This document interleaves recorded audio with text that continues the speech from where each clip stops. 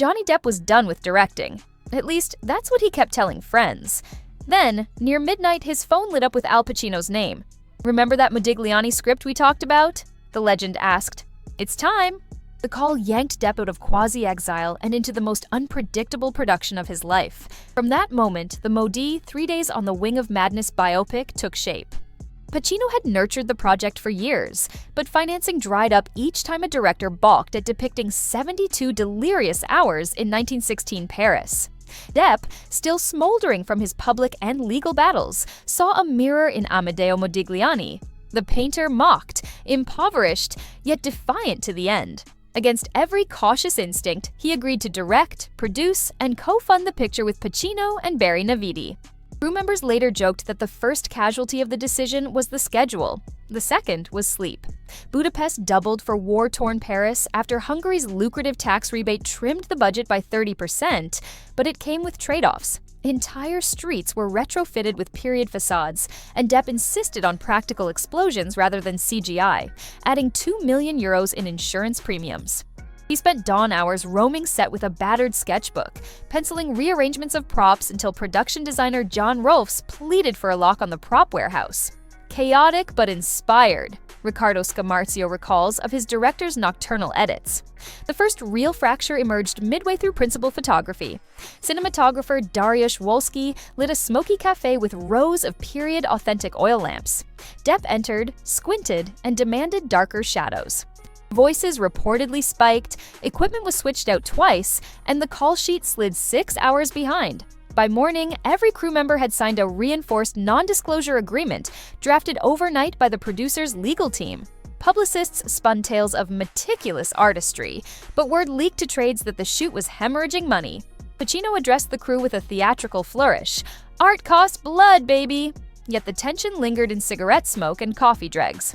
Meanwhile, Depp rewrote entire dialogue passages in his trailer. Stephen Graham called the process beautifully chaotic on a late-night radio hit, half praise, half warning. By week 6, investors whispered about a Parisian apocalypse.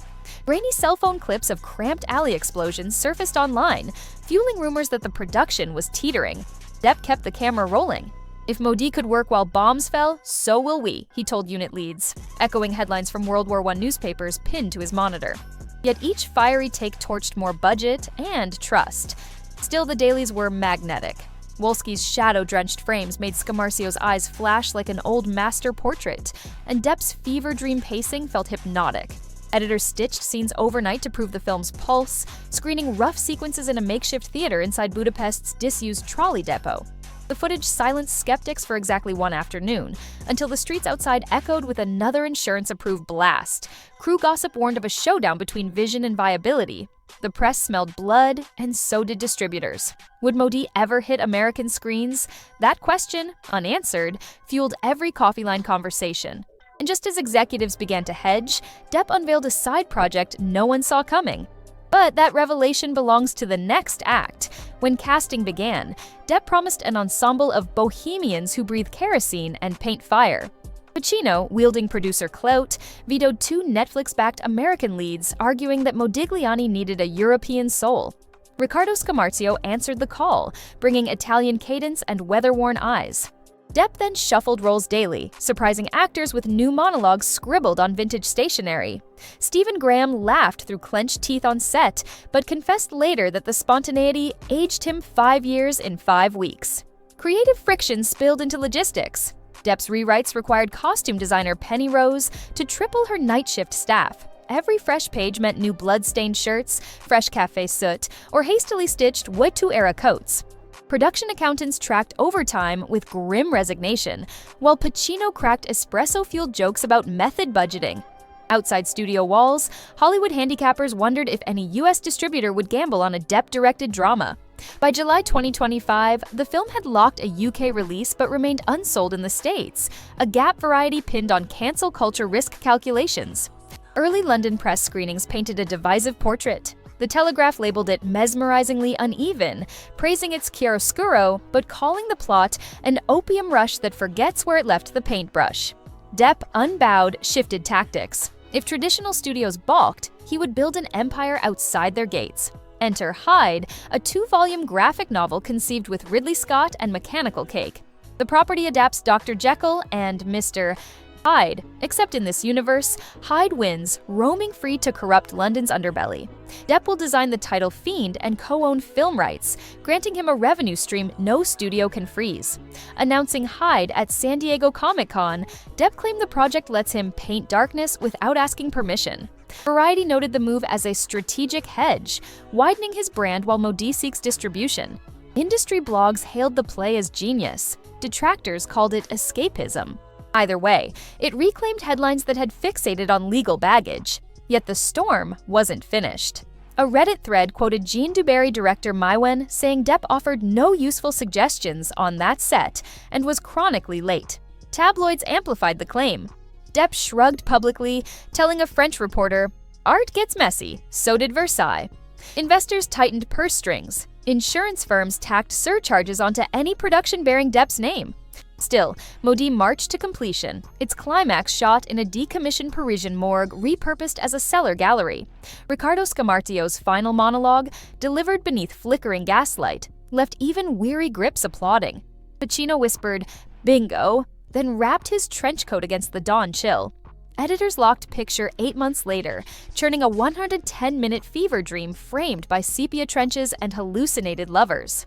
David Fincher's sound mixer, flown in for the final pass, called it a bullet ricocheting through marble. But could such intensity translate into ticket sales? US distributors remained silent, weighed down by spreadsheets forecasting social media outcry.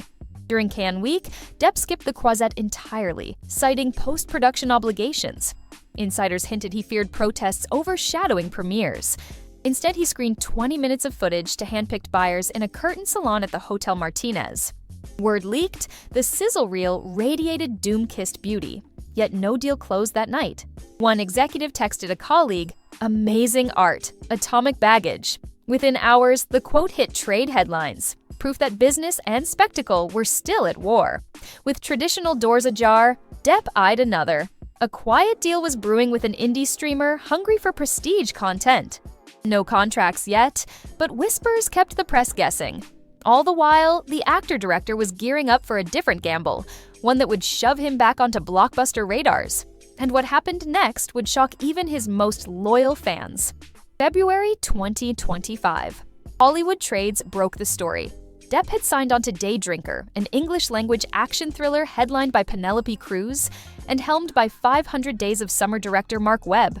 For critics, the casting felt like a mainstream litmus test. Could studios stomach him again? The first production still fanned the debate. Depp, hair silvered, staring across a yacht deck at Cruz, revolver glinting at his hip. The Telegraph dubbed the image the gray-haired resurrection. Twitter erupted. Supporters trended Nos Captain comeback. Detractors posted clips from the 2022 defamation trial. Streaming investors watched sentiment dashboards flutter like barometers before a storm.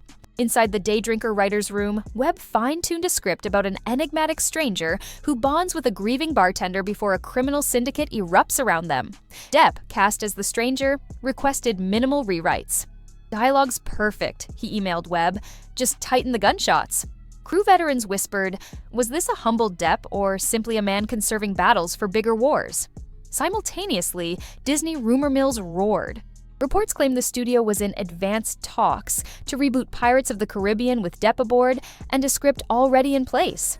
Insiders suggested a $300 million deal, although neither side confirmed. Still, for viewers raised on Captain Jack's swagger, the prospect sounded like buried treasure. These parallel tracks, art house auteur, graphic novel mogul, blockbuster pirate, formed a comeback trifecta, but each step carried landmines. Insurance premiums on Day Drinker doubled due to prior controversies. Financiers offset risk with international pre-sales. Depp, meanwhile, vowed daily to keep sets zero drama. Penelope Cruz described their first table read, "Johnny barely spoke off camera, saving every gesture for the scene. It was eerie but electric." Webb later confirmed that Depp's notes were concise, sometimes a single line. More silence, suspense grows. To some, it signaled maturation. To others, guardedness born of scrutiny. As spring blurred into summer, Depp's schedule became a chessboard. Mornings, Day Drinker stunt rehearsals. Afternoons, remote consultations with Ridley Scott about Hyde storyboards. Evenings, Zoom screenings of Modì color grade revisions. The man Hollywood had labeled radioactive was suddenly triple booked, yet shadows lingered. Spanish tabloids alleged that Depp's choice to shoot Day Drinker off the coast of Valencia was an attempt to stay near ex-wife Amber Heard, who had relocated to Madrid. A Disney-centric fan site even accused him of stalking, citing anonymous sources. Depp's reps dismissed claims as fiction bordering on defamation, but algorithms carried the story far beyond its credibility. To counter noise, Depp granted a single print interview. "I don't live in regret," he told the Sunday Times. "The fight got bitter, but I fought." Asked if he'd change anything, he replied, "I'd fight again, even if it ended with me pumping gas." The quote ricocheted across media, both admired and condemned. Meanwhile, Hyde pre-orders outpaced projections, buoyed by Scott's cachet and Depp's cult fandom. Comic retailers reported sellouts within hours of the Halloween launch announcement. Merchandising rights promised revenue immune to box office volatility, fuel for future films whether Hollywood embraced him or not. The final Day Drinker slate clapped under a blood-orange sunset. Crew toasted with mocktails, insurance insisted. Webb declared Depp a consummate professional, a phrase quickly parsed by pundits for hidden barbs or absolutions. Deadline noted that no on-set delays were reported, a stark contrast to Modì rumors.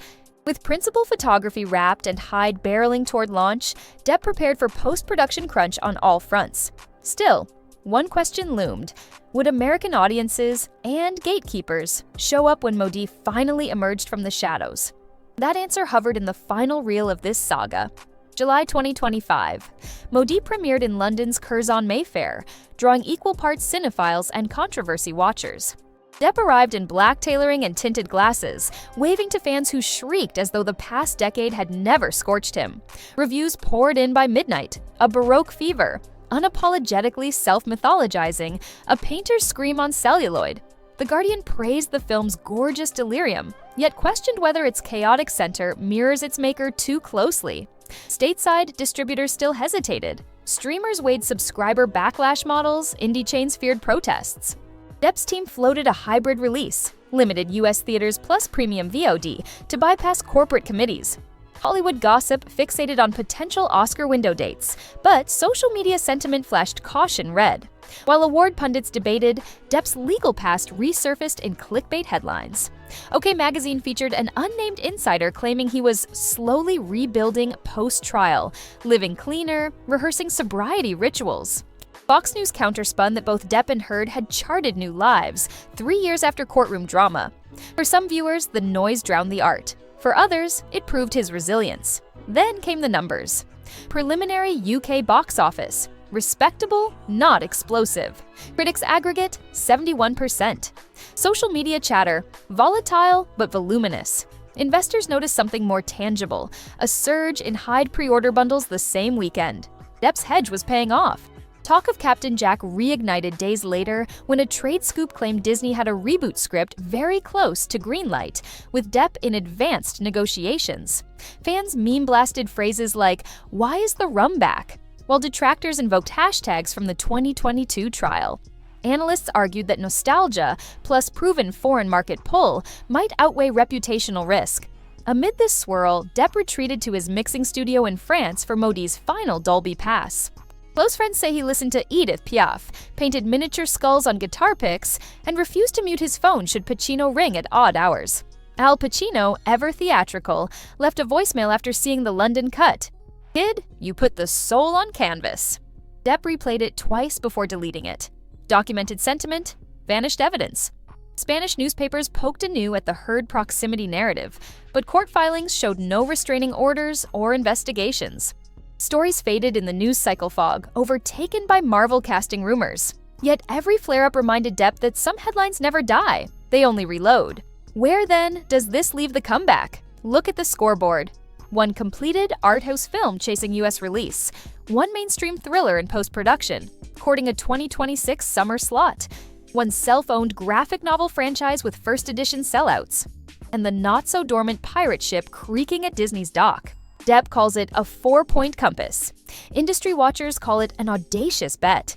If any single venture falters, the others might buffer the blow. If all four land, the man once deemed radioactive could rewrite the playbook on reputational recovery. As critics dissect motives, Depp seems intent on motion. "I'd rather stumble forward than stand flawless in cement," he recently told USA Today. He claims no regrets, offers no apologies, and wears scrutiny like a fraying scarf. Visible, weathered, oddly stylish. So, viewers, the brush has lifted from the canvas, but the paint is still drying. Modì might become a cult classic or fade into streaming obscurity. Daydrinker could bomb or propel him into Oscar chatter. Hyde might spawn a cinematic universe or gather dust between collector sleeves. And Captain Jack? The seas are never calm when the compass spins.